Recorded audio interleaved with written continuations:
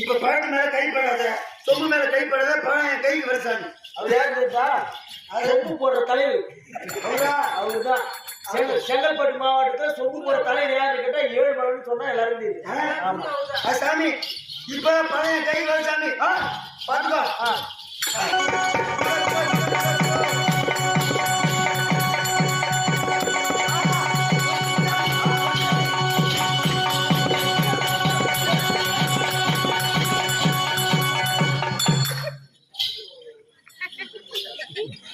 சொம்பு மேல கைப்படாத, பழம் என் கைக்கு வந்துருச்சு சாமி.